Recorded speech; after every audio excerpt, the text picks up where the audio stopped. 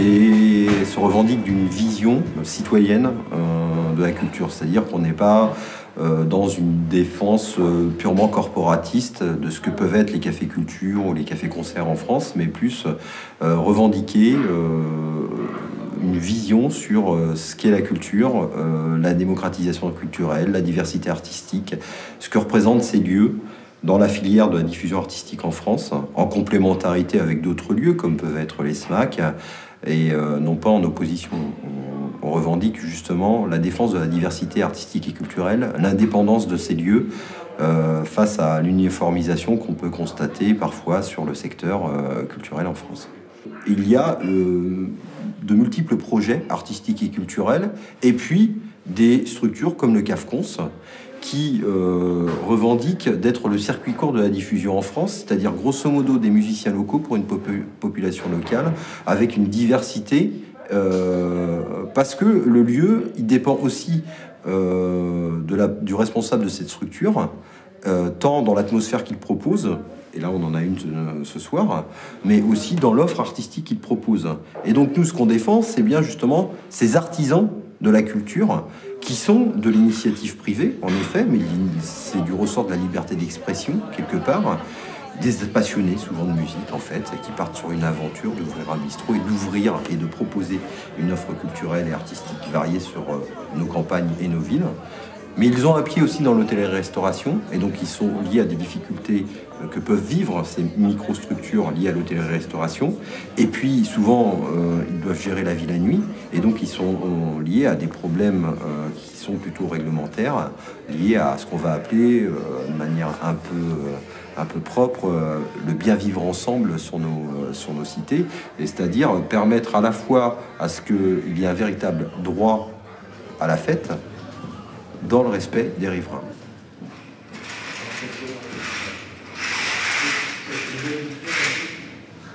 Soutenir la création artistique, travailler avec des artistes de la région, mais pas seulement, permettre de mettre à disposition un espace d'expression. Parce que le plan B, on le voit aussi un peu comme ça, comme un lieu public qu'on peut mettre à disposition de structures avec lesquelles on se sent en phase, ou d'artistes qu'on a envie de défendre, de promouvoir, quoi. Ce genre de lieu, a priori, ça a son rôle dans la chaîne globale de diffusion de la musique. Les groupes, ils passent rarement du lieu où ils répètent à des salles de concert comme le Confort Moderne, etc. Il y a des lieux entre qui permettent je pense pour eux, de se professionnaliser, ou pas d'ailleurs, hein, et puis c'est aussi des lieux d'accès pour le public à une offre diversifiée, pas uniformisée, et accessible. Ouais. En tout cas, au niveau coût, c'est vrai que là, c'est très rare qu'on fasse des entrées à 3 €. Souvent, c'est entrée libre, donc voilà, ça permet d'être accessible pour tous. Enfin, les entrées qui sont générées sur les soirées, c'est des entrées payantes à 3 €, servent à payer le cachet de l'artiste, la bouffe. Enfin, quand je dis cachet, c'est une façon de parler, hein, parce que c'est pas toujours un cachet, justement. Sinon, c'est des factures, parce que quand il y a des groupes qui viennent jouer, généralement, ils sont, je sais pas, entre 3 et 5. On peut pas, pour l'instant, je sais pas si on pourra un jour payer un cachet par artiste, ce qu'on aimerait, mais ce qu'on peut pas faire. Pour pallier à ça, je pense que, une des solutions, ce serait notamment de passer par des financements publics pour organiser des projets culturels. En plus, là, on l'a vu en ouvrant le plan B, vu le nombre de groupes qui nous ont sollicités, on a quand même un petit peu halluciné, quoi. Ça montre qu'il y a un gros besoin, il manque des lieux de diffusion. Ils ont aussi besoin de jouer, eux, de se confronter à un public, et s'il n'y a plus ces lieux intermédiaires-là, ils font quoi ?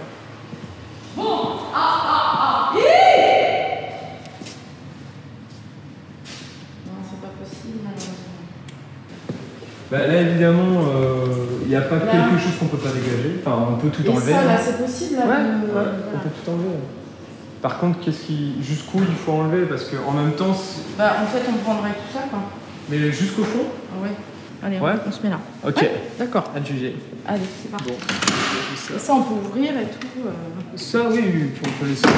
On peut jouer dedans, des fois. On peut les s'ouvrir complètement, d'ailleurs. Oui, ça serait bien, ça. Ouais, sans problème. Ça, c'est pas un souci. Bah vas-y, hein, fais-toi Ouais. plaisir. Ah oui, oui, oui. Je crois que... Autant Si j'ai t'obliger, l'autorisation, Oh bah tu fais ce que tu veux, hein. Enfin voilà, D'accord. ça peut pas être plus clair. je crois qu'on va faire ça. Ouais.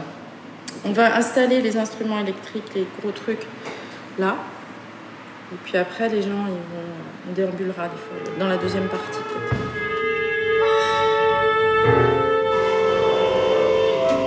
Avec le Lobs, là, du coup, ça sera la première fois qu'on va jouer dans un café-concert, ce qui est quand même un petit peu compliqué parce qu'on est nombreux. Il y a 20 musiciens en tout.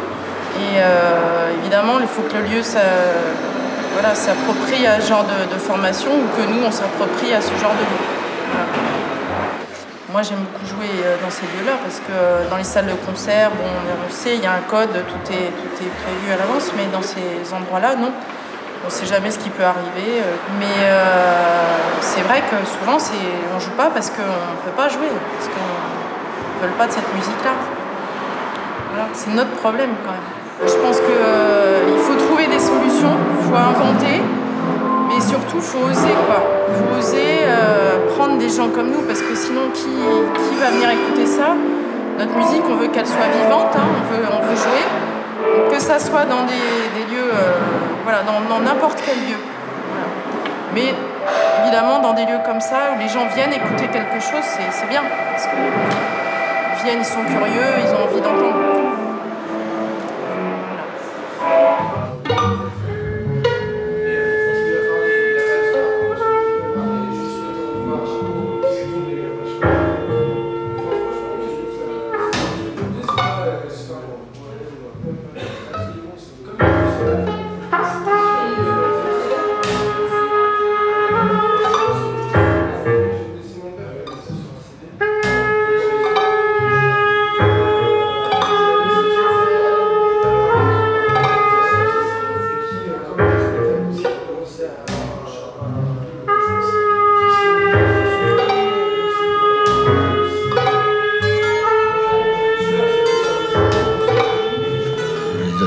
C'est d'abord les identités culturelles de personnes, des personnes elles-mêmes, c'est pas des groupes. Enfin, chaque personne choisit son groupe et l'enjeu de la société, c'est comment toutes ces identités différentes, où chacun peut s'acoquiner avec plusieurs groupes différents. Il n'est pas condamné, le jeune n'est pas condamné à aller au même café, s'habiller de la même façon, à la même association. Donc il faut partir politiquement de l'idée que chacun a son identité culturelle, la construit. Donc effectivement, s'il l'a construit, il l'a construit dans la complexité des relations avec les autres. Et donc, dans la complexité, en fonction des opportunités que lui propose l'espace public. L'espace public qui comprendra l'expression artistique, on ne va pas dire musicale non plus, même si c'est plus facile de dire musical. Enfin, c'est l'espace public qui fait des opportunités. Voilà. Et en multipliant les occasions. Ce qu'on appelle bêtement souvent sortir. Enfin, ce qui est embêtant, c'est que on a complètement annulé la nécessité de dire il y a une différence entre des formes de musique dionysiaque et des formes de musique apollinienne. On a supprimé l'idée qu'il y avait des musiques qui voulaient dire, qui étaient revendicatrices d'un mouvement social et d'autres qui simplement ont fait la fête parce qu'on va avoir le bac. Tout ça c'est annulé. Et je pense que là, il y a une erreur profonde et que ce serait très important que les élus, en tant que l'élu, enfin comme figure symbolique, hein, comme figure de responsable du collectif, quoi, hein, qui a la responsabilité d'une vie collective, soient plus fins dans leur approche de cette diversité-là, pas simplement c'est des jeunes, c'est le soir, c'est bruyant, et la musique c'est plus compliqué que ça, à la fois dans son histoire et dans sa façon d'être dans les rapports, dans la construction des rapports de vivre ensemble, quoi. Ça, c'est, voilà. Non, les bars, c'est pas qu'un lieu de beuverie, c'est aussi un lieu de rencontre, c'est aussi un lieu d'échange. Je sais que moi, j'ai eu plein même professionnellement, j'ai eu plein de contrats, j'ai eu plein de projets qui sont nés dans des bars. Et après, si on parle autre que professionnellement, ben voilà, c'est un lieu de rencontre, c'est un lieu d'échange. Et ça participe quand même à un petit vent de liberté et d'expression.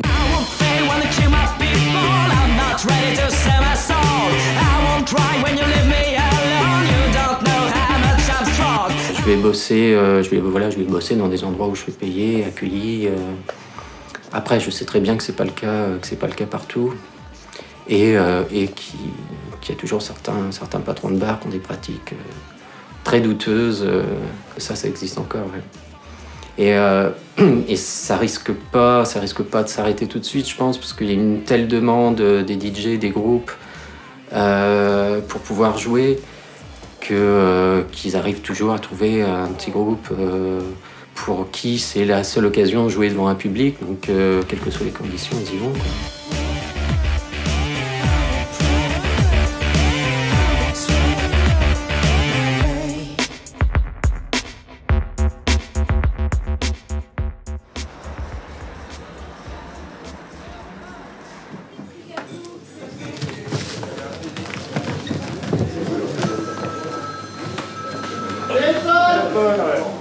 Je pense que c'est Watson, c'est pas Sherlock Holmes.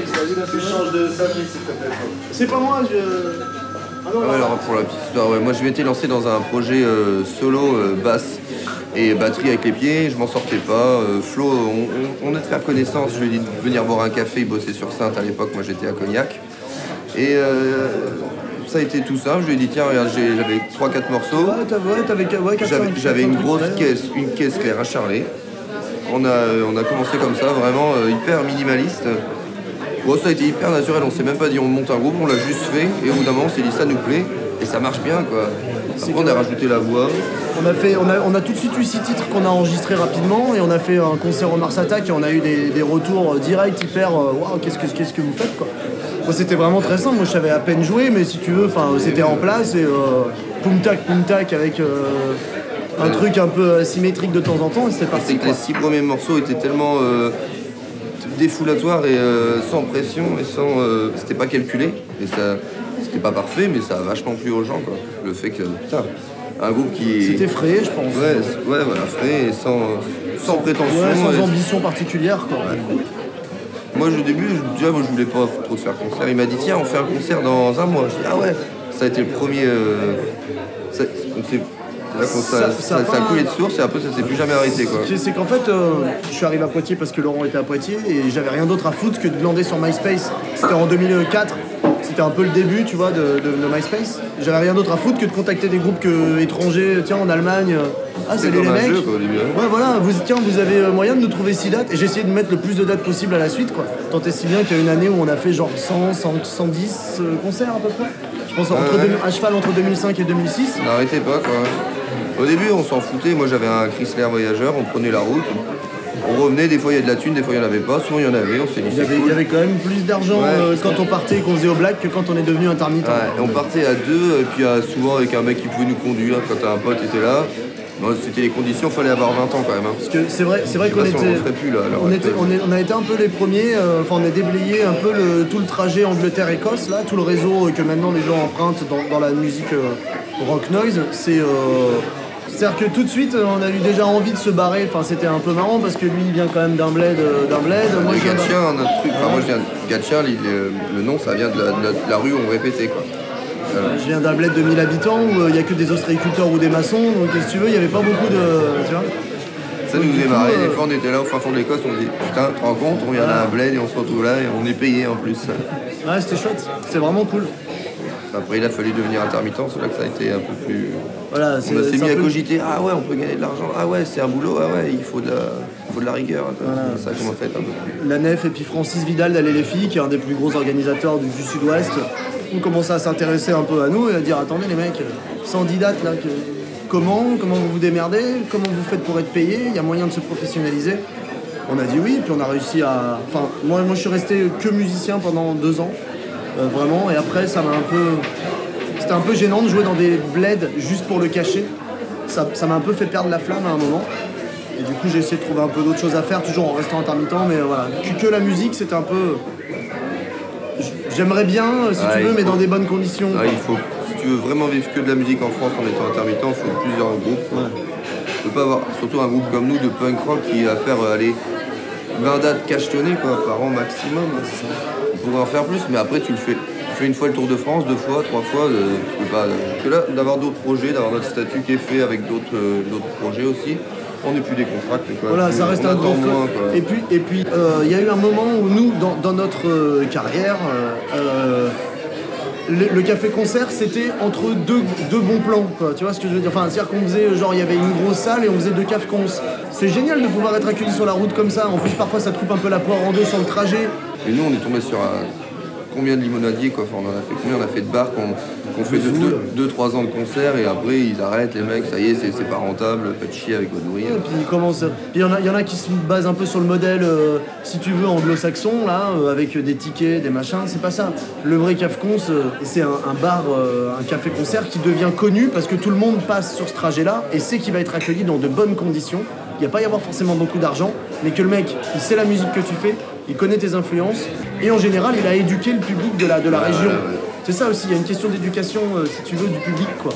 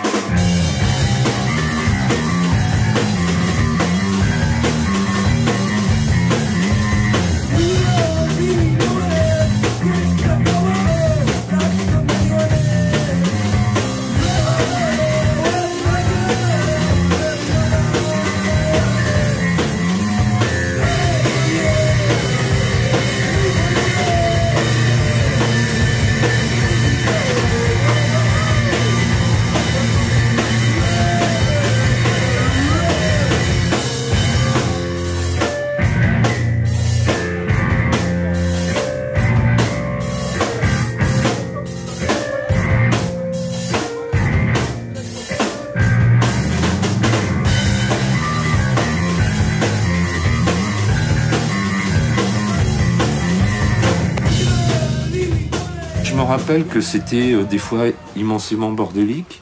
Et c'était clairement à l'époque, quand on partait faire une tournée en Bretagne, on fonctionnait qu'avec du cash. Hein. Enfin, moi, si tu veux, je regardais l'autre jour là, sur les trucs de retraite. Et j'ai quand même quelques zones de flou inscrits sur les barèmes où voilà, quoi. Enfin, bon, c'était dans notre mode de vie.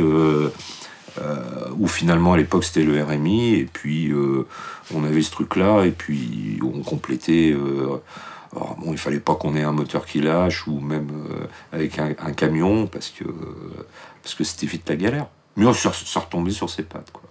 Donc c'est vrai que les us et coutumes autour du black étaient institués aussi un peu par les groupes, quoi. C'était certaines catégories de groupes, jusqu'à ce qu'on commence à structurer et puis que d'un seul coup on se dit bah tiens, en France finalement il y a des groupes qui peuvent peut-être vivre de leur musique.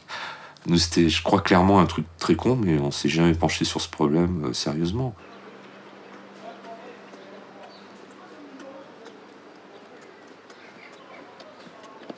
C'est chaud là. Moi c'est Thibaut Crête, je suis ce soir je joue en tant que Bud McMuffin, Bud McMuffin One Man Band plus exactement, c'est-à-dire que je suis un homme orchestre en fait, c'est-à-dire que je joue de plusieurs instruments en même temps, de la guitare, de la batterie, je chante également et voilà, j'utilise une petite pédale qui permet de mettre des instruments comme la guitare en boucle. Et voilà, et donc ça fait un petit moment que je joue. J'ai commencé à jouer quand j'avais une quinzaine d'années, former des groupes avec les amis du lycée. Et donc voilà, au fur et à mesure du temps, je me suis retrouvé à devenir intermittent du spectacle. Et à faire beaucoup de cafés-concerts, à jouer énormément dans les bars et les restaurants également aussi. Et le fait d'être tout seul, ça facilite énormément les contacts avec les tenants, les gérants de bars et de restaurants, puisque c'est déjà d'une part c'est moins cher, d'autre part ça fait moins de bruit et en plus c'est beaucoup plus facile à mettre en place. Je prends pas beaucoup de place, je suis tout petit. Donc voilà, donc ça fait maintenant que je fais ce one man band, ça fait presque 5 ans maintenant et ça fait à peine 1 an que j'en vis. Je suis dans une association qui s'appelle La Mouette à 3 queues, qui est basée sur Poitiers et qui est un petit peu non seulement mon cadre administratif, mais aussi ceux qui font la promotion de mes spectacles, donc qui m'aident déjà voilà, à essayer d'avoir un cadre légal par rapport au statut d'intermittent. Et ensuite, ils arrivent à en faire la promotion parce qu'ils ont des contacts assez divers dans la région et même au-delà. Donc effectivement, ça aide. Et c'est ce qui fait que ça a tout changé et que maintenant j'ai le statut parce qu'avant... Et depuis que je suis dans cette association-là, maintenant tous mes concerts sont déclarés et sont dans un statut complètement légal.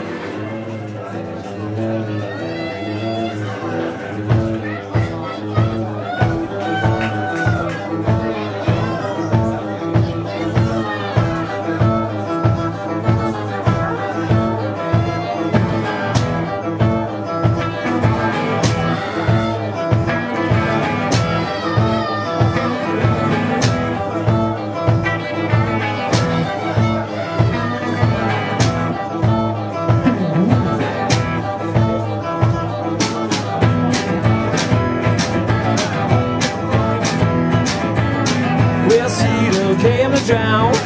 When I see the heated trees I found, girl dreaming of trees I trail. Well, alone the heated trees I found. Where to the trail.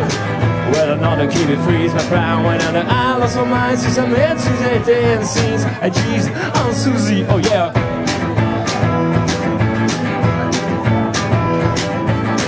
Well, see me to came my brown. Gotta keep it to the seas, my fear.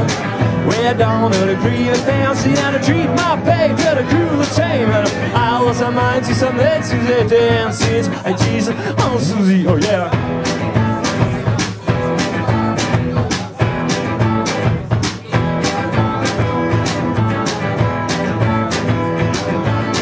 We'll see me pale brown. Don't keep it roam around. We'll see me brown and brown. They don't care if to choose my brown. Don't know where to the tail. I don't care where to lose my brown. One at the Alice of mine, see some beds, who's at dances. I jeez, I'm Susie, oh yeah.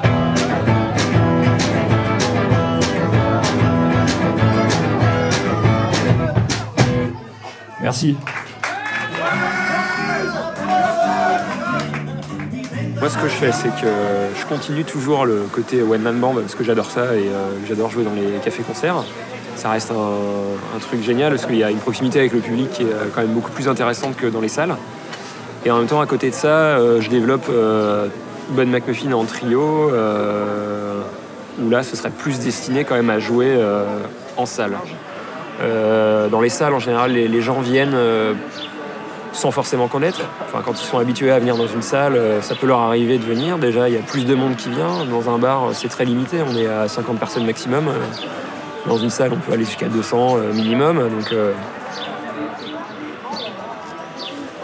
moi, je trouve que les deux sont intéressants, quoi. Donc, après, je pense que les cafés-concerts doivent continuer à exister parce qu'on propose autre chose que ce qui existe dans les salles de concert habituelles. Dans les salles de concert, ça va être très souvent soit des groupes en tournée, soit des groupes assez connus qui font venir du monde, quel qu'elle soit, hein, que ce soit des petites salles de musique actuelle ou des grosses salles subventionnées. Voilà. C'est un petit peu le même registre, c'est-à-dire que même si parfois ils prennent des risques, ça reste quand même très souvent quelque chose des groupes qui sont un minimum connus, même si c'est un minimum. Au moins qui ont un public particulier. Alors que je pense que dans un bar, on prend plus de risques et les gens viennent plus facilement voir des choses qu'ils ne connaissent pas par rapport à une salle de concert.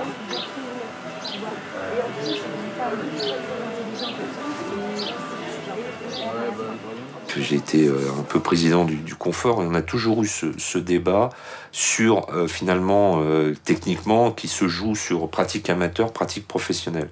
C'est-à-dire comment et jusqu'à quand tu acceptes un groupe amateur en construction, avec des fois... voilà, moi je pense qu'il y a des groupes, ils sont pas mûrs pour faire une scène, même celle d'un bar, parce que c'est pas carré, parce que les compos sont pas bien, peut-être leur dire, mais d'un autre côté, tu peux pas acheter non plus, te désintéresser totalement des groupes amateurs, parce que là-dedans, il y en a qui vont émerger. Donc voilà, je crois que c'est important de prendre en compte aussi ce terreau qui est super important, et qui a à la fois une valeur intrinsèque artistique et puis aussi la considération que les SMAC, je déteste ce mot parce que ça fait le bruit d'un bisou, mais ces lieux qui travaillent avec de l'argent public, qui travaillent avec l'aide publique, prennent en compte ce rôle d'incubateur.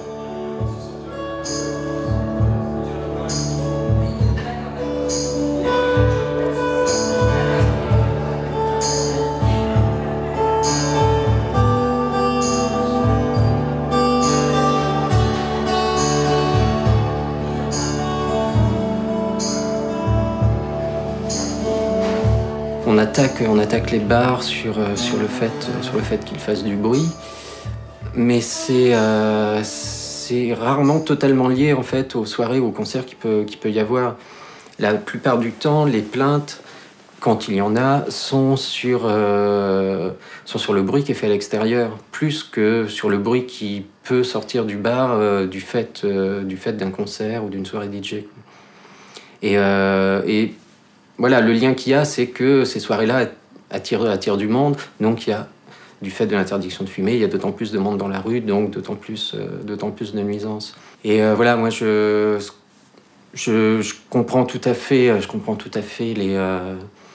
la nuisance que ça peut provoquer à des riverains. Après, voilà, on parle de Poitiers, c'est quand même un visage important de la ville, cette activité nocturne et cette activité estudiantine. Donc voilà, je pense qu'il y a un juste milieu à trouver, sauf que à l'heure actuelle, il y a aucune négociation possible. Et que c'est forcément, la faute revient forcément au bar, et que voilà, on les prend les uns après les autres, et c'est fermeture administrative les uns après les autres, et du coup, les soirées se réduisent à vue d'œil. Et cette réduction des soirées, je trouve, se ressent sur l'ambiance de la ville, ouais. Aller gueuler dans un micro et aller coller un riff de gratte sur un Marshall avec un son un petit peu supérieur à la norme, je te laisse mesurer la valeur du un petit peu, est-ce que c'est grave, quoi? Moi, c'est là-dessus que je pense qu'il faut qu'on fasse attention, mais malheureusement c'est une tendance c'est une tendance de fond à vouloir normaliser tout ça, mais parce que derrière c'est aussi une vision politique, une vision philosophique, quoi. Ça, Loïc va pouvoir gérer ça. De toute façon, je pense qu'il y aura toujours cette envie d'individus et de groupes d'individus, de collectifs, formel ou informel, d'aller dans le sens du détournement de ces normes, quoi. Enfin, ou d'éviter ces normes, ou d'être dans un fonctionnement un peu risqué, quoi. Enfin, c'est voilà, quoi. C'est aller sur cet ailleurs, quoi. Je pense que c'est aussi important. Voilà. Alors après, pour les troquets, moi j'en viens, ça peut être une structuration. Il y aura des troquets qui répondront à l'appel. Puis tu auras des troquets qui diront bah non, pas besoin de ça, quoi. Après, je sais pas dans quelle proportion, ça c'est le terrain qui le dira. Mais les troquets qui veulent se structurer en réseau, comme ça, bah, c'est très bien, c'est très bien.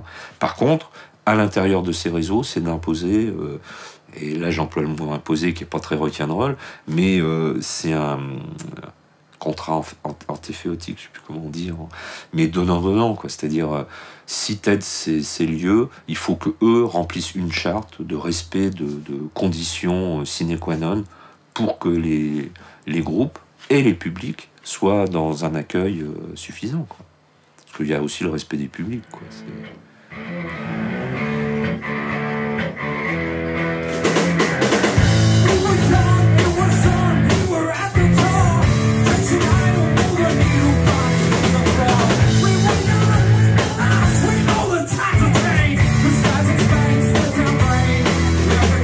collectif barbare est une sorte d'appel à préserver des lieux de rencontre, des lieux d'échange, bien sûr, où on vient boire un pot, on discute, mais où il y a aussi de la diffusion culturelle, et notamment des artistes qui souvent démarrent là, hein, et qui ensuite vont faire un parcours, ou vont pas faire un parcours, mais en tout cas c'est un des lieux de l'émergence qui est très important et qu'il faut absolument préserver.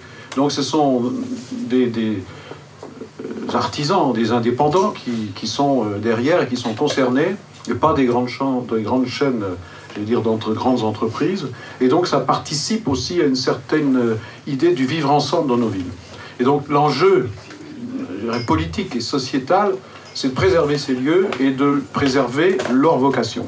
L'objectif, c'est de, au-delà de ce qu'on peut faire localement, c'est de créer un cadre réglementaire qui stabilise les choses et qui permette aussi de pérenniser ces lieux et de leur donner une réalité, durable.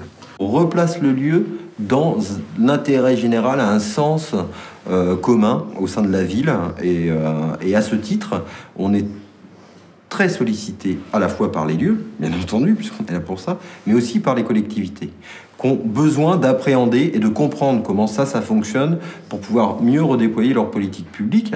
Alors nous, ce qu'on met en place très concrètement, et oui, on est sollicité sur des cas précis, mais aussi sur des cas collectifs. Et donc, on est là à la fois pour porter un discours, mais aussi mettre en place des surfaces de dialogue et de concertation avec l'ensemble des acteurs. Et quand je dis l'ensemble des acteurs, c'est d'un côté les professionnels, que peuvent être là les CAFCONS, mais aussi les discothèques, mais aussi les SMAC, les festivals. De l'autre côté, les municipalités, les préfectures, les représentants de l'État, les forces de l'ordre, et de l'autre côté, les riverains. Donc on est sur des choses très complexes parce qu'on touche à plusieurs politiques publiques aujourd'hui. Et donc il faut accompagner ces collectivités, l'État, dans l'appréhension globale de ce que sont ces structures, comme je viens de l'expliquer, sur, on va dire, 3 grosses politiques publiques: la culture, l'économique et la réglementation.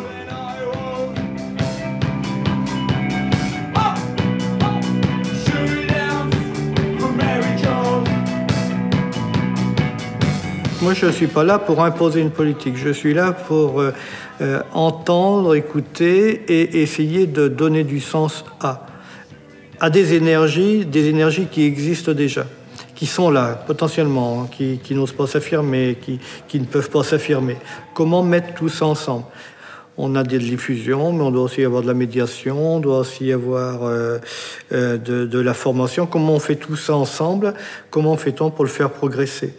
Et ça, je pense que c'est une co-construction permanente. On a une ligne directrice vers laquelle on veut aller, que la ville soit festive, qu'on ait de l'animation, de la formation, de la médiation à l'année. Et après, en fonction de nos énergies vitales, du moment, de tout ce que les uns et les autres on a envie de faire, l'élu et la culture doivent essayer de regrouper tout ça, de faire parler ensemble, de co-construire, sachant que l'idée de juxtaposition ne me déplaît pas non plus, parce que les projets, ils doivent garder leur autonomie. Il faut garder ces autonomies qui sont des sources d'énergie vitale. C'est l'énergie vitale. Si on essaye de tout regrouper de manière obligatoire, impérative et sans laisser de marge de créativité, de volonté aux uns et aux autres, on tue l'activité. On joue un rôle important quand même. Les populations viennent, si on veut des jeunes, viennent travailler, viennent s'installer. S'il y a quelque chose, si on offre de la vie. Donc tout ça, c'est une négociation permanente. Je pense qu'il ne faut pas trop céder aux demandes de formalisation, on va dire, mettre dans le formol nos villes par une tranche de la population. Mais c'est difficile parce que les gens portent de plus en plus souvent plainte. Donc on peut se retrouver rapidement en difficulté. Donc, mais là aussi, je pense qu'il faut de l'écoute, du pragmatisme et puis une vraie volonté. Dire voilà ce qu'on souhaite, quel est l'intérêt général, faire comprendre que l'intérêt général doit primer sur l'intérêt particulier. Ce qu'il faut, c'est que ceux qui portent le concert, qui organisent le cafeté, puissent dire non, ça répond à des valeurs, voilà, et on s'engage sur ces valeurs. La pratique, vos valeurs. Et s'il y a un problème, on discute des valeurs. Mais ça, on n'est pas encore là. On n'est pas totalement là. On est encore en train de discuter. Vous faites un concert, c'est pas bien. Vous faites un concert, c'est correct. Il faut remplir toutes les conditions. Bon. Et on est sur de la gestion d'action. On n'est pas encore quel sens ça peut avoir. On avait suggéré plusieurs reprises que ce soit des affaires de gestion collective, pas simplement l'individu qui vient faire du bruit, et puis la police ou l'autorité publique qui décide si c'est supportable ou pas, mais que la gestion de ces phénomènes un peu perturbants soit aussi des affaires de parties prenantes. Comment on fait de la convivialité à partir du conflit, quoi. Et c'est cette permanence de l'écart, de la gestion de l'écart, qui, moi, me paraît intéressant dans une démocratie, pour pas verrouiller en disant ah, c'est comme ça et pas autrement, c'est la norme, faut pas changer, et pour pas non plus dire on peut tout faire, de toute façon, si j'ai envie de le faire, je le fais, ce qui rend la société intolérable. Entre les deux, il y a une marge. Ouais. Moi, j'ai toujours appelé ça le rock'n'roll. Quand j'écrivais sur le rock'n'roll, je disais c'est l'espace qui nous reste entre l'ordre et le désordre. C'est l'espace dionysiaque entre l'ordre et le désordre.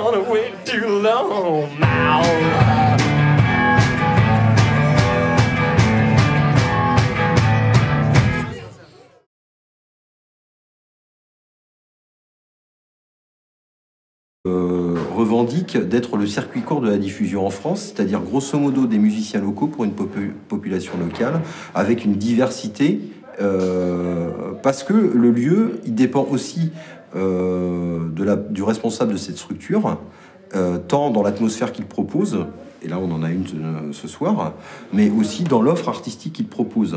Et donc nous, ce qu'on défend, c'est bien justement ces artisans de la culture qui sont de l'initiative privée, en effet, mais c'est du ressort de la liberté d'expression, quelque part, des passionnés, souvent de musique, en fait, qui partent sur une aventure d'ouvrir un bistrot et d'ouvrir et de proposer une offre culturelle et artistique variée sur nos campagnes et nos villes.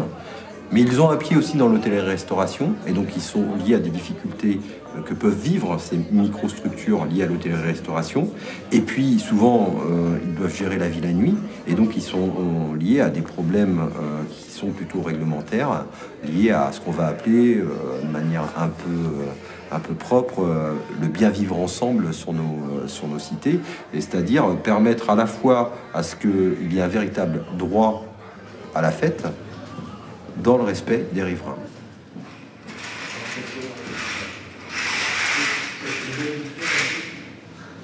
soutenir la création artistique, travailler avec des artistes de la région, mais pas seulement, permettre de mettre à disposition un espace d'expression. Parce que le plan B, on le voit aussi un peu comme ça, comme un lieu public qu'on peut mettre à disposition de structures. Ils ont aussi besoin de jouer, eux, de se confronter à un public. Et s'il n'y a plus ces lieux intermédiaires-là, ils font quoi ?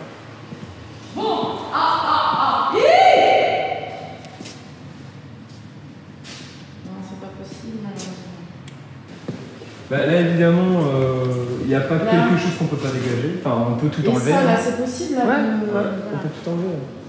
Par contre, jusqu'où il faut enlever? Parce qu'en même temps... Bah, en fait, on prendrait tout ça, quoi. Mais jusqu'au fond? Oui. Allez, ouais. on se met là. Ok, ouais. D'accord, à juger. Allez, c'est parti. Bon. Et ça, on peut ouvrir et tout.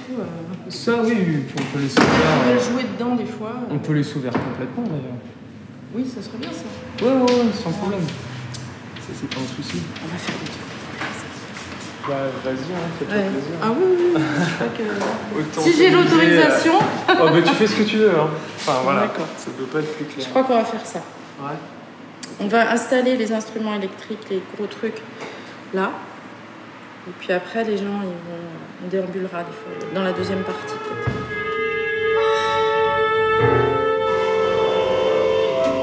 Avec le Lobs, là, du coup, ça sera la première fois qu'on va jouer dans un café-concert, ce qui est quand même un petit peu compliqué parce qu'on est nombreux. Il y a 20 musiciens en tout. Et évidemment, il faut que le lieu s'approprie à ce genre de formation ou que nous, on s'approprie à ce genre de lieu. Voilà. Moi, j'aime beaucoup jouer dans ces lieux-là parce que dans les salles de concert, avec lesquels on se sent en phase.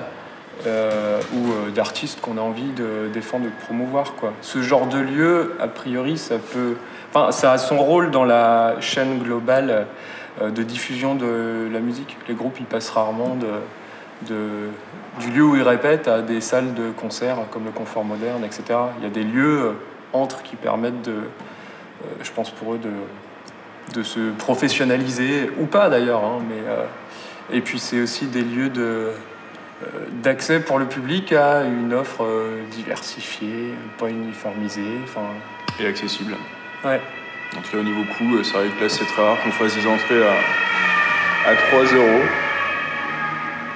Souvent, c'est entrée libre, donc voilà, ça permet d'être accessible pour tous. Enfin, les entrées qui sont générées sur les soirées, c'est des entrées payantes à 3 €, servent à payer le cachet de l'artiste, la bouffe. Enfin, quand je dis cachet, c'est une façon de parler, hein, parce que c'est pas toujours un cachet, justement. Sinon, c'est des factures, parce que quand il y a des groupes qui viennent jouer, généralement, ils sont, je sais pas, entre 3 et 5. On peut pas, pour l'instant, je sais pas si on pourra un jour payer un cachet par artiste, ce qu'on aimerait, mais ce qu'on peut pas faire. Pour pallier à ça, je pense que... Enfin, une des solutions, ce serait... notamment de passer par des financements publics pour organiser des projets culturels. En plus, là, on l'a vu en ouvrant le plan B, vu le nombre de groupes qui nous ont sollicités, on a quand même un petit peu halluciné, quoi. Ça montre qu'il y a un gros besoin, il manque des lieux de diffusion.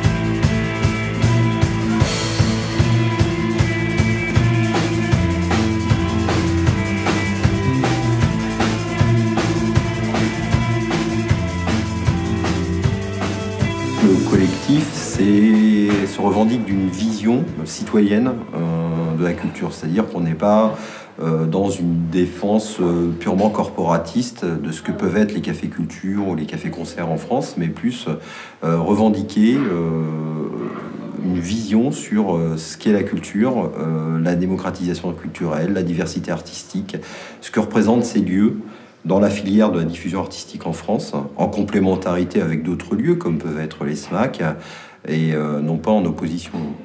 On revendique justement la défense de la diversité artistique et culturelle, l'indépendance de ces lieux face à l'uniformisation qu'on peut constater parfois sur le secteur culturel en France. Il y a de multiples projets artistiques et culturels, et puis des structures comme le CAFCONS qui